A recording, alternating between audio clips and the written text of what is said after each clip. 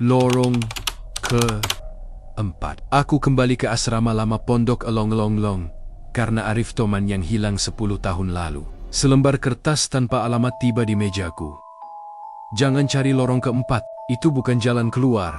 Tulisan tangan Arif. Alih-alih menjauh, aku justru datang. Penjaga baru, Karman, berbisik agar aku tak lama di sayap barat. Dindingnya suka ngetok dari dalam, katanya. Lorong ketiga di sayap itu aneh. Saat ku hitung pintu, angka keempat bukan kamar, melainkan tikungan kecil menuju lorong yang tak ada di denah. Dindingnya lembab, penuh coretan peringatan dan daftar nama. Yusuf 1986, Azlan 1996, Rudy 2006, Arif ke 2016. Di bawahnya samar sekali, rival namaku. Rival, suara Arif memanggil dari gelap. Aku melangkah.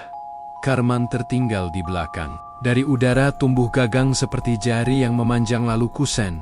Lalu sebuah pintu lengkap bertuliskan, rival. Tanpa sadar aku berputar 3 kali, mengetuk, dan pintu itu membuka ke aula raksasa.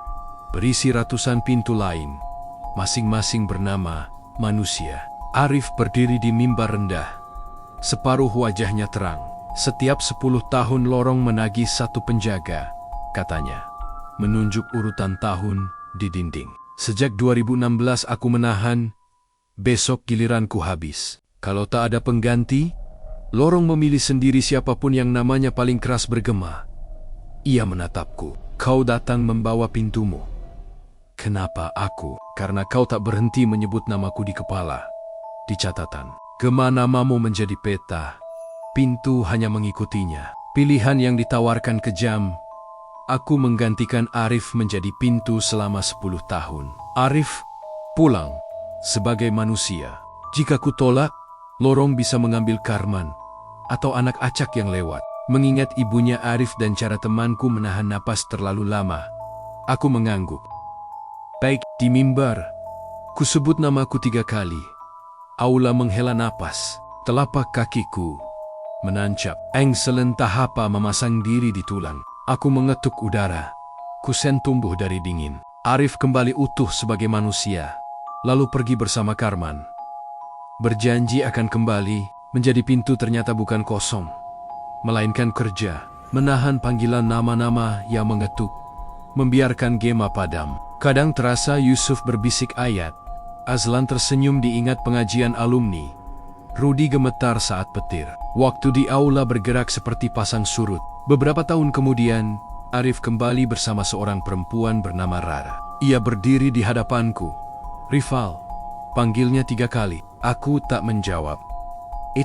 Lalu Arif menyebut namanya sendiri.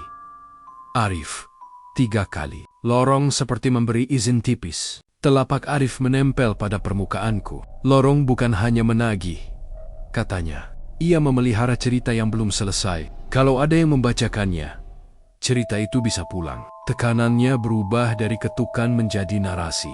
Pintu-pintu lain menghela kisah-kisah yang menggantung menutup diri. Engselku menjerit lalu lepas. Seketika aku punya tangan lagi. Arif menarikku melewati garis tipis yang dulu terasa seperti samudera. Di luar, subuh menajamkan tepi daun. Azan memecah udara. Lorong mengempis jadi lorong biasa. Di dinding, peringatan lama memudar. Terganti kalimat.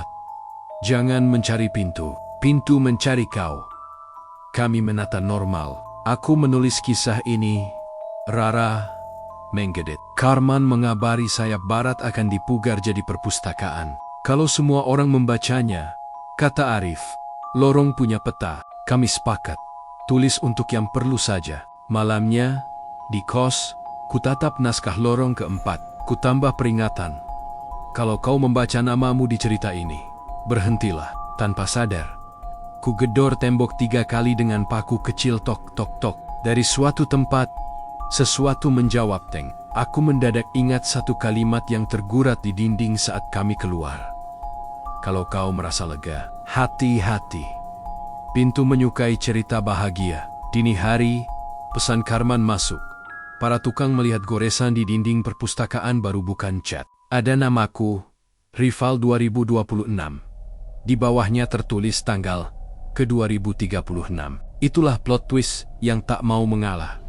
Nama rival yang dulu samar ternyata memang baru diukir olehku sendiri. Sesudah pulang, bukan hantu, bukan Arif, bukan lorong. Aku yang menulis, aku yang mengetuk, aku yang memberi gema. Kisah bahagia menyelamatkan Arif justru jadi favorit lorong. Ia menyimpannya, menagih jatuh tempo 10 tahun lagi.